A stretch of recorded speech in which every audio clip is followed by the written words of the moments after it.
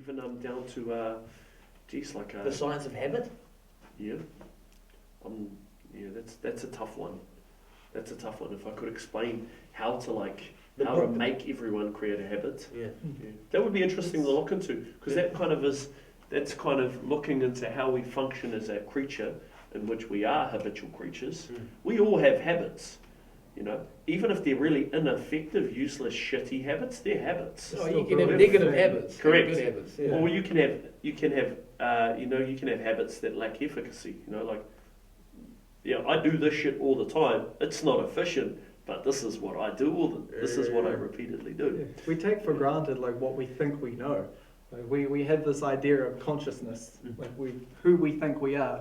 But these habits that we build, or these routines we have, are built upon all your different senses of us exploring in the world, of these weird little hands and eyes and nose, ears.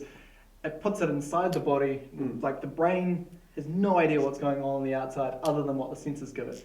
So the brain takes all those senses, it sort of mixes them together and figures them out and says, okay, this response seems to happen a lot, right? I seem to get light coming in quite a lot whenever I move in that direction. So that means that I need to prepare for that. Or when we're talking about sleep or eating, it's I get food or I get sugar or glucose in my system at around this time of the day when there's this much light. So I should prepare to be hungry around about then. I'm going to start dropping my sugar levels. I'm going to stop pulling from my reserves because I don't need to anymore. This is when I get hungry. Make the person hungry, food comes in, we formed a habit, we formed a routine to get hungry this time. And it's the same with every single interaction with the world. Sense in, brain goes, figures it out, forms a routine, done. Yeah. But when you create the habit, you are so much more efficient with the energy that your brain is using. It becomes autonomous. Correct. Yeah. As opposed to having to think and compute, put a lot of concentration into what you're doing. When it becomes a habit, I think it's your... Right, all these, people who, overthinking and stressing out about the anticipation of doing something, which is not autonomous, e.g. exercise, right? We all know that one. Or e.g. good food. Oh, I'm eating that again. That's not very yum. Whatever. But let's segue into our vitamin D. The sun. Ta-da. Arguably one of the more important topics you can discuss. Yeah, I know Jay's big Sunlight. on this one. We're all big on this. We are plants with emotions. You just need a bit of water, some sunlight. Yeah. Bang on. And habit. Damn straight. As part of our balance, right? We need some sunlight. I read this article recently which said kids should on average get, it was something stupid, 120 minutes of outdoor activity a week, which I thought was pathetically low. We live in offices where we have fluorescent lights. We don't get natural sun, or we get broken sunlight through plants and windows. But effectively, we need vitamin D. Also, vitamin D is from the sunlight. Ideally, we want to get it from the sun as well. So it's kind of it's like fruit, right?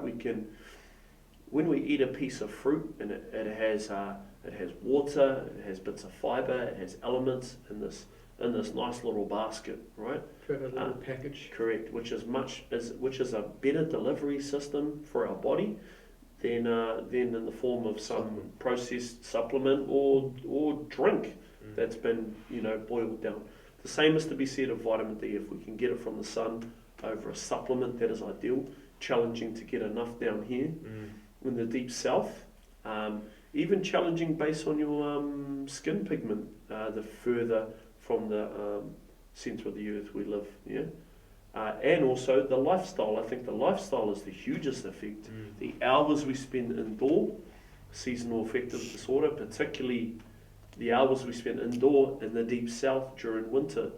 We have very little sunlight hours. It's a little after 5 o'clock and it's already getting dark outside. Most people would not even have gone outside yet. How much sunlight do you think you need? How much time? That's a hard one. So for example, us three on a profile would probably function optimally at, varying levels, but somewhat similar. Rule of thumb, we need more. Yeah. That's like, so the simplest thing to say is we need more.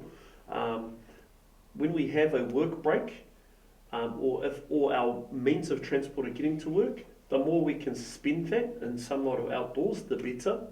The weekends, the more idle time we have spent in sunlight or outside, the better. Those are definite truths. In terms of setting goals for time, you should really just be reflecting on how much you are getting and make it more. That's about it, really. Yeah. We don't get enough. A physiology lecturer, and he said that it was only 10-15 minutes per day. It's usually 20. Yeah, sun exposure. Yeah. 20 is supposed to give you about 20,000 IUs of vitamin D3, which is 20,000. Yeah. My supplement I take is like 180 or something.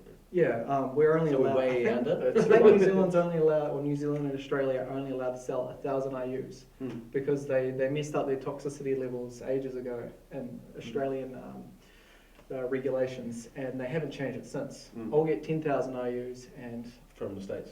I get them shipped over. iHerb.com, cheap, Yeah, I heard. strong. Yeah. None of these pathetic. Sponsorship?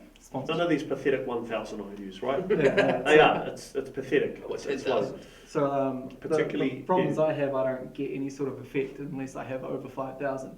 But some people can get 20,000 and be perfectly fine. But it's dependent on the person. Like you said, with depending on your skin color, if you've got more melanin in your skin, or if you're darker, it's going to be harder to actually absorb that. Correct, because that was part of that was it's a protective mechanism. Yeah. Your skin was made darker to prevent as much of the sun's rays from entering, because you lived in a place where you got a lot of it. You're getting baked. Simple. That's part of that adaptive response. So for the darkies out there, you will need more sun. That's a simple fact for your general well-being. For the lighter skin, you still need sunlight. There's no doubt about that, because many of the fairer skin are not getting enough either. But spend the most time indoors usually, so you see all the problems. I think not many people would actually be truly white-skinned if we got enough sunlight. Because getting burnt is an example of not having an adaptation to the sunlight. So if you're getting burnt, then that's probably an indication that you should be spending more time outside, but in smaller portions. You need to build up the resistance. So when we get into summer, especially in Dunedin, where you've got no sun for like 3/4 of the year, and then suddenly you've got sunlight, you have no defense, and then you go out on the first sunny day, go to the beach, and you just get toasted. Especially those white girls, as soon as the sun's out, and then you they go hang outside for 3 hours. They're like, gotta get that sun, and then they get too much sun. I think I remember my dad saying, build a base now when you're young. And I actually did it from like year 11, year 12, year 13. I remember first year at Rhythm and Vines, I was just like, I didn't care. Like, I'd get burnt, but I wouldn't really get that burn. Like, had a good base. And I hope that I don't get skin cancer down the track. Like skin cancer is an interesting one. And sunscreen is interesting. True. If you're rubbing chemicals into your body all the time to protect yourself from the sun.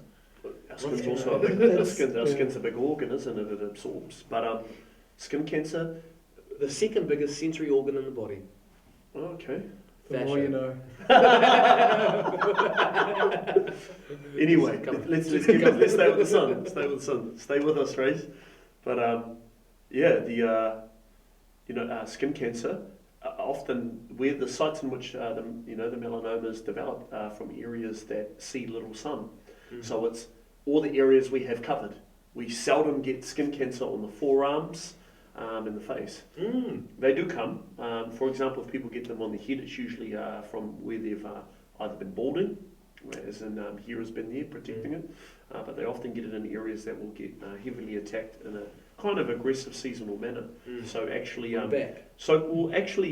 taking our clothes off and exposing our body to sun is a healthy thing as well. Getting some surface area contact.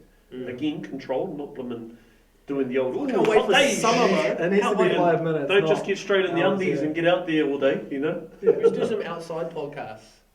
On a sunny day, that'll be a good one. Yeah, we man. actually have a sunny Undies. On the couch.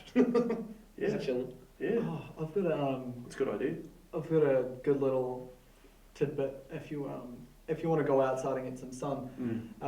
If you have a look at your shadow, and your shadow is longer than the actual height of your body, then that means that the sun is low enough to actually give you some decent sun. Low enough. Well, actually, no, sorry, no, that's back to front. Other way around. If the sun is too low, then you're actually going to end up, you're going to get UVA, so you're going to damage your skin, but you're not going to get the UVB, which is going to help produce the vitamin D. So what's the optimal window in the day? When do we get that? When do we get that blimmin' gold standard sun? When do we get that? 12 to 4? There's no time in the winter during in Dunedin. Yeah. You get burnt at 3 p.m. quite easily. Yeah, you can't get. I think it was shown that you can't actually get enough vitamin D during the winter in Dunedin. Correct, I've heard about that. Yeah. So during the summer, you need to check to see the angle of the sun, make sure that it's not, That's right. too low, because then it's going to be cutting through the ozone layer at an odd angle, and then it's going to end up just interfering with the amount of UVB that comes through. So long story short, just check the shadow, see if it's. Also, what is our vitamin D doing for us? For it's balancing our hormones. We need an optimal amount of vitamin D, or AKA we could call it just sun, for our hormones, for our well-being. Yeah. For men, it will affect your testosterone, which is the male sex hormone. That affects our well-being. If you have a male who is not receiving optimal hormonal balancing things, it'll disrupt your well-being. It'll disrupt your recovery. For the woman, it's the same. It will disrupt your hormones. We need to get some outdoor activity. Safe to say. It affects your immune system as well, pretty severely. Yeah, It's a regulatory hormone for your immune system. Big time. It's correct. We'd almost think of it as debatably more of a hormone as opposed to just a nutrient. So rule of thumb, whānau, on your breaks, get outside. Get more vitamin Get more. Whatever you're getting, get a bit more. Yeah, that's about it. And really. if you're super white, get more, but in smaller Controlled. doses. Yeah. So you don't get red. Incremental. Yeah. No lobsters this year. Yeah. But it's involved with a multitude of different enzyme reactions and the synthesis of every chemical needed to maintain homeostasis, optimal function in the body. Big time. It's like Big time. we are plants with emotions. We need sunlight and water We're meat plants. and love. Right? Meat plants. We are meat plants. The sun is part of our health, right? There is a little bit of photosynthesis going on in us. It's the topic for this podcast. We are meat plants. Meat plants. Well, we'll call that episode vitamin D. Ta-da. Meat plant. Too much. Meat plants.